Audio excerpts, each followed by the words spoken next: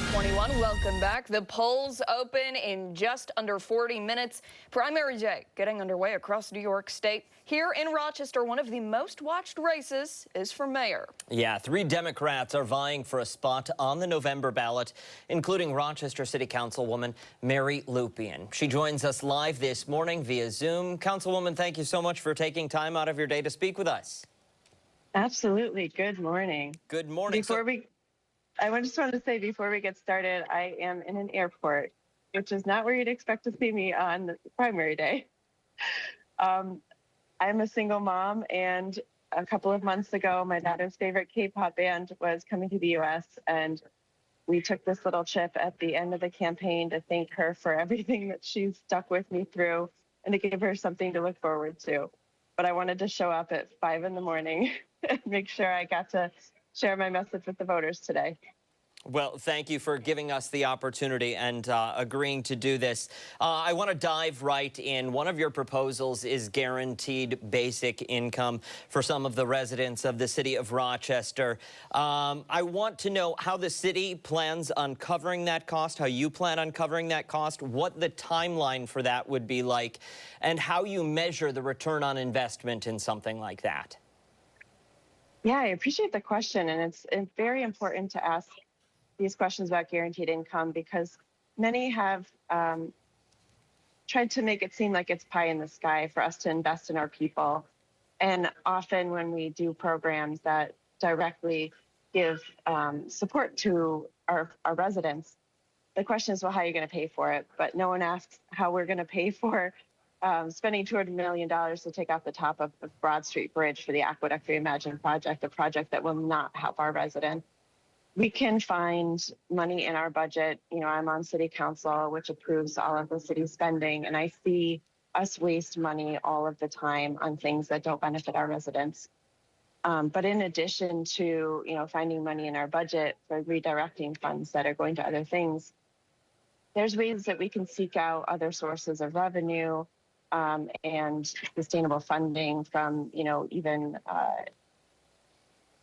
surcharges for things, or something that's I've been really a big proponent of in Rochester, which is public banking, which would allow us to extend low interest credit to the community and then earn interest on that loan just by using our city deposits.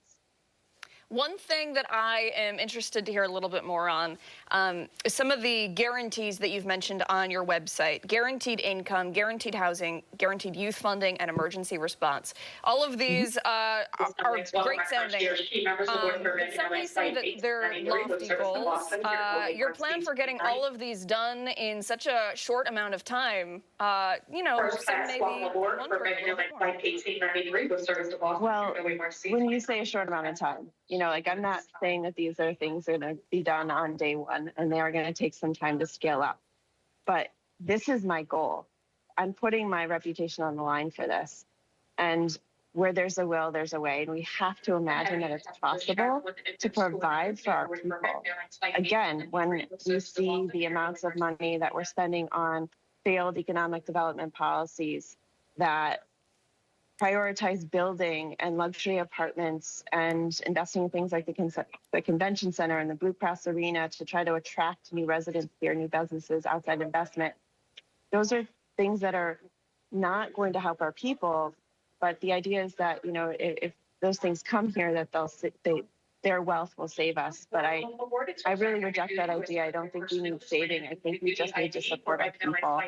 And I am going to explore all of the ways to make that happen. And, in terms of building housing or renovating housing, these are things that we can bond for and pay back over time. But that it's really important that we make sure that we are providing enough housing for our residents and using every tool in the toolbox to be able to do that. And in terms of community responders, it's the programs that really are focused on people tend to be much less expensive than some of the other interventions that we're talking about in terms of, building.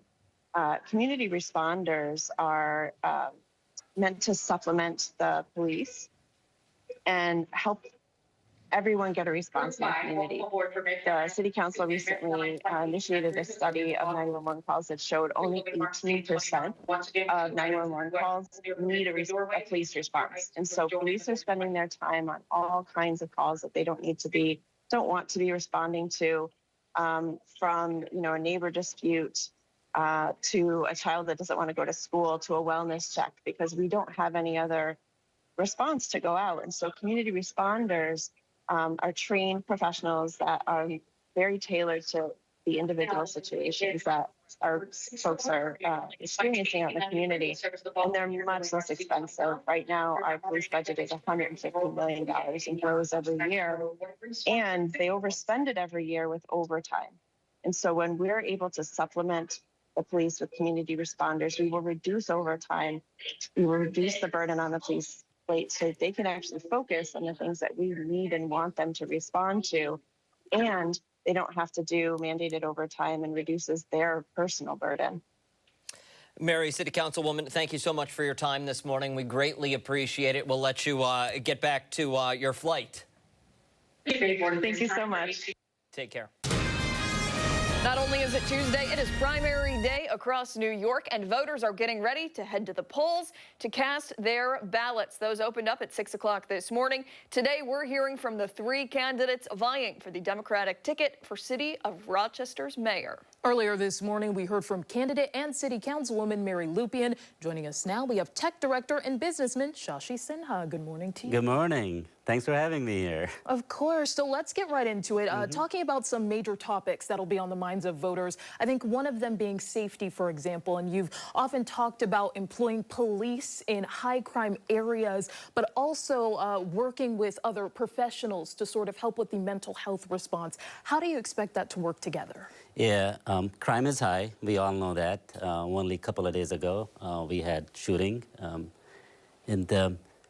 We have a lot of issues related to crime. And I have talked about, when it comes to mental health issue, having co-response team, where a mental health professional goes along with the cop, depending on the kind of call. And after assessing the situation, if it's not a dangerous issue, then the mental health professional stays there and the cop goes back into the pool to focus on the violent crime. And similar to drug issue as well. So yeah, that's what I'm thinking about, mental health, kind of combining multiple professionals and based on what the need is. In your breakdown of plans on your website, you talked a little bit about establishing a better relationship between members of law enforcement and people who live in the city. And one of the things that you talked about was ending traffic stops because of broken taillights or expired stickers, things of that nature. But then you also talked a little bit about implementing devices like drones, cameras, and hotspot technology to help pick up on some of that. Are you worried that people might think that those things go hand in hand? Well, it does go hand in hand. First, I also talk about having community policing, building trust. And when I talk about technology, drones or camera or blue light cameras, we'll have to work with the communities and other people in the government to figure out what makes sense. But we know that when you put these kind of technology in places, it helps with the crime. It brings down the crime level in those particular areas. So it definitely will help, but it needs to be a collaborative solution, working with community and churches and everybody else to figure out what will work for the community. I want to turn now to the topic of housing. Rent, for example, being a major topic in that area. You talked about building affordable housing units, 4,000 if I'm not mistaken. How do you think that that will work while also not outpricing those that live in the city? It is a holistic approach when I talk about 4,000 affordable housing unit for ownership. First, think about this. 3,000 vacant lots that are sitting there, we can put those many units, move 5% of population from rental unit to ownership. That is going to be a shock to the system. It's going to bring the rental prices down as well, because vacancy rate probably will go down below over 10%. So rental prices are currently very high, and that will supply and demand. It will go down. So not only it will help with the ownership, but also help with people who are renting. We had the opportunity to speak to Councilwoman Mary Lupien earlier, like we were talking about, and one of the things we asked her was how she planned on getting so many of these.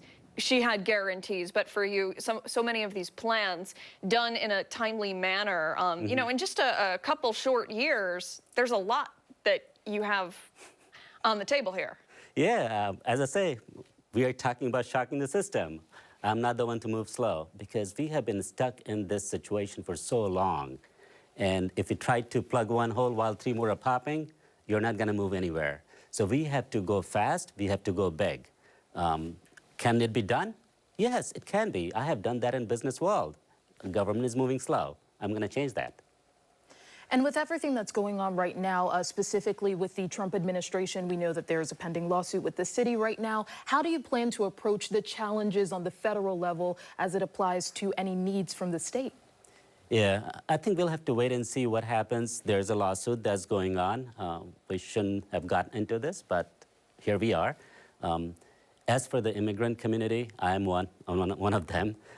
So I'll be protecting our immigrant community. But when it comes to RPD, what happened is not acceptable. So we'll be looking into all of this, what comes down, what kind of funding cut we are looking at, all of that. But my goal is to grow from within. That is, become self-sustaining, bring businesses, bring more revenue in the city, and not being dependent on so much on the federal level, even though that's a big amount. But we have to work towards being self-sufficient and independent and not rely on everything for government funding and aid from the federal government and state government. Shashi Sinha running for Rochester City Mayor. Thank you for your time today. We appreciate it. And if you're interested in seeing the interview we did with Mary Lupien, you can find it over on 13wham.com. And coming up later this morning on ARC Rochester, we will hear from current Mayor Malik Evans. That's coming up in just a little bit. Absolutely. 8:16 this morning, primary day across New York State. Voters we know are heading to the polls right now to cast their ballots. This morning, we're hearing from the three candidates vying for the Democratic ticket for City of Rochester Mayor. Yeah, earlier this morning, we heard from candidates City Councilwoman Mary Lupien and businessman Shashi Sinha. We are now joined by Rochester Mayor Malik Evans, the incumbent. Good morning. Thank you so much for joining us in studio. We appreciate it. Good morning. Good to be in studio with you. Absolutely. I want to dive right in, and I want to go back to an incident in the city in March and talk about the action that the DOJ is now taking. You mean me being named in the lawsuit? The United States of America versus exactly Malik Evans as mayor in the city of Rochester? That is exactly it, taking on sanctuary policies in cities across the country.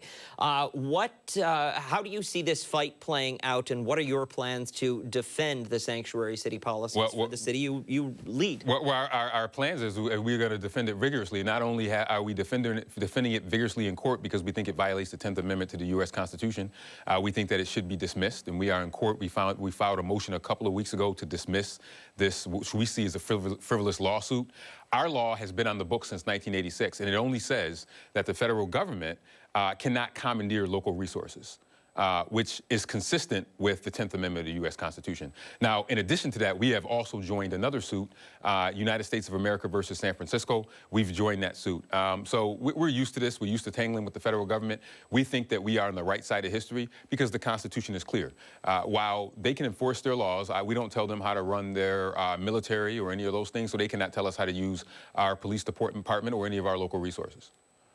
Fair enough. Some may say that it is just taking away from some of the other problems that are happening in the city right now. This has become a very big focal point, right? A lot of attention on this, but we still have crime. We still have problems with youth. You think of the Kia boys, right? There are still other issues directly affecting the people of Rochester while this whole other lawsuit is going on. Yeah, the city has multiple lawsuits going on at a time. The city can have hundreds of lawsuits going on at the same time. And in a city, when you run a city, you have to be able to walk and chew gum at the same time. So we've made sure that that has not distracted from the important work that we've had to do, particularly around economic empowerment. That's why we're launching our children's savings account that's coming up in September. It's why we have our Buy the Block program, in which we are getting people into home ownership. And we've been able to build close to 4,000 affordable housing units since 2022. So while the federal government is going to do its thing, and since January 20th, we have been distracted, but this is not our first lawsuit against the federal government. We filed a lawsuit in February against the National Institutes of Health for them trying to cut funding to the University of Rochester, which would have resulted in a layoff of thousands of employees. So for us, and anyone that understands cities understands that there's always lawsuits going on. We have a huge corporation department, but this one gets a lot of attention because it's the first time that the federal government has sued a city, and particularly a medium city our size. So we have said that we're going to fight back, and that is what we are doing. But this is something that we're going to do because we're the city of Frederick Douglass and Susan B. Anthony. And we believe that we are on the right side of history, and I believe that we will prevail in court as it relates to the actions of the federal government. I'm glad you brought up Buy the Block because I do want to talk about some of the housing initiatives from your first term in office. Some of your critics argue, or your opponents argue, that these programs benefit developers more than they do residents in the city of Rochester. Any plans, if so, to recalibrate any of the initiatives that are currently in play? Well, I think first off, the premise of the question is totally false and wrong. And if they were, if they understood the neighborhoods in which they went into, they wouldn't make that statement. We just had a huge Buy the Block ribbon cutting. This station covered it on Friday, and we had several folks who benefited from the Buy the Block program. I think also Buy the Block is part of an overall larger housing strategy that we have. And in addition to home ownership, we also have 4,000 new affordable and market rate housing units that we have built. So we will continue to build. Rochester is recognized in the state as a leader in housing. We're designated a pro-housing community. You can go right now on the New York State Homes and Community Renewal website and see Rochester highlighted as a place that is building housing. I think that during political times, you will always have people who claim not to be politicians make spurious claims, and any of the claims made about Buy the Block are spurious. What we were doing was making sure that we were greenlining neighborhoods. We were building homes in places where homes did not exist before as a result of redlining. So we built homes on Superior Street, on Dr. Samuel McCree Way, on Thomas Street. These are all areas of the city that had seen disinvestment for 50 years. And one of the individuals making that claim, he probably doesn't know the difference between Superior Street and Lake Superior. And I think that if he did more research and understood the overall housing strategy in the city, he wouldn't be making those claims in terms of it benefiting developers, whichever candidate might have done that. All right, Rochester Mayor Malik Evans, we have about 30 seconds left. Curious to know, if you are reelected, what do you hope the city will look like? I mean, I think if we go forward, we want to make sure that we continue to focus on building our city that is prosperous and equitable for all residents. We've had success in housing, we've had success in economic development, reduction in violent crime, and we want to make sure that we continue to do that going into the next term. And we want to encourage everyone to go out and vote. Polls are open from 6 a.m. to 9 p.m. And I know that we can be victorious, not just for me, but for the city of Rochester into the future. Incumbent Democrat, Rochester Mayor Malik Evans, thank you so much for your time this morning. Thanks for having me. It.